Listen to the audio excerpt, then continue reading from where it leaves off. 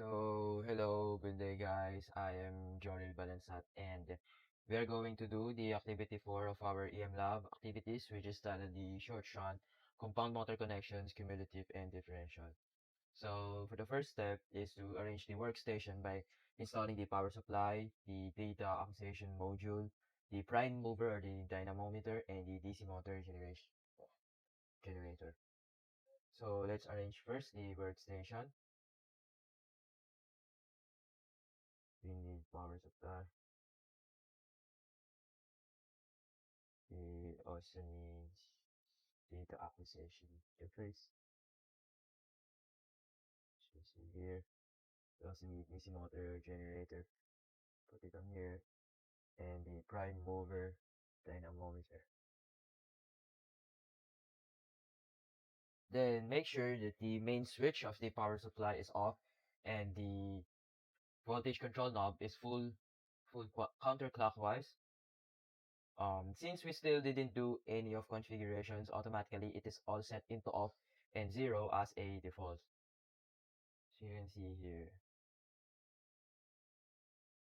Then for the next step is first connect the power input of both of the data acquisition module and the prime mover dynamometer to the 24V AC output of the power supply.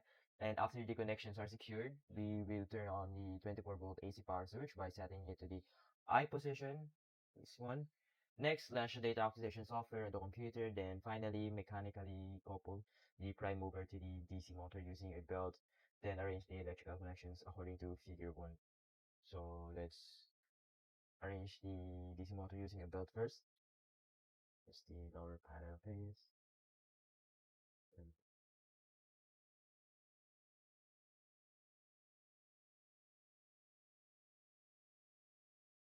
then we will follow.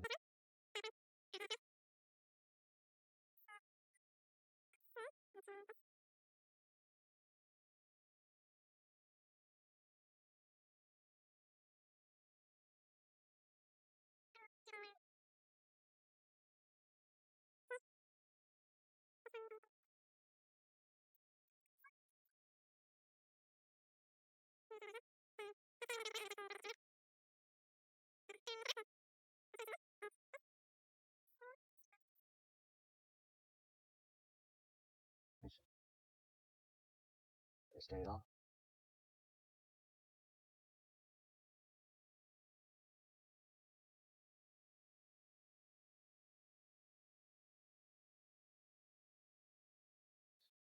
And then let's turn on the main power supply and adjust the voltage control knob.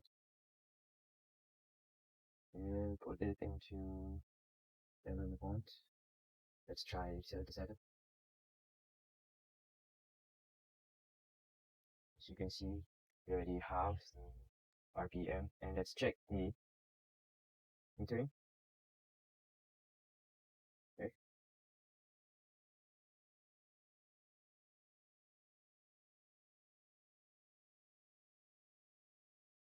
And now, as we can see here, let's check for the voltage, the RPM, and the percentage of the knob. So our knob percent is 77%, and the voltage E sub 1 is equals to 110.3 volts, and for the current I sub 1 is 0.894 amps, and the rotation speed N is 1155 RPM.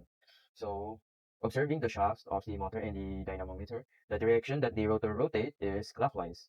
So next step is now off let's off the main power supply while keeping the voltage control knob at its current setting. Afterward, interchange the connections of the shunt field winding to reconfigure the machine into a long shunt differential DC motor following the connection diagram shown in figure 2. So this is the figure 2. Then we will do the figure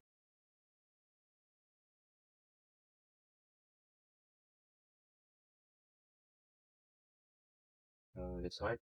Reset this.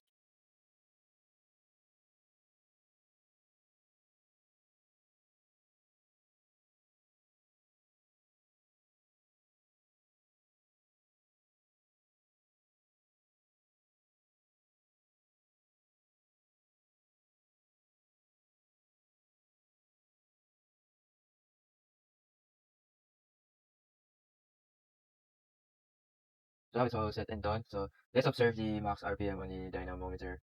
Let's turn on the main power supply for only 4 seconds and let's turn off it after 4 seconds. Then what happened is 1, 2, 3, 4. So you can see the EM just goes high and high. So as we observed, when the connection was changed to a short shunt differential compound motor, the motor speed just rapidly increased as observed on the dynamometer. The RPM increased quickly because of the series field opposes the shunt field, which reduces the total magnetic flux. And if we let the motor run continuously, this exact simulator will crash, but in reality, the speed just continued to increase and the motor may reach a dangerously high speed as you will notice in the dynamometer. This moment may cause instability and possible damage to the motor.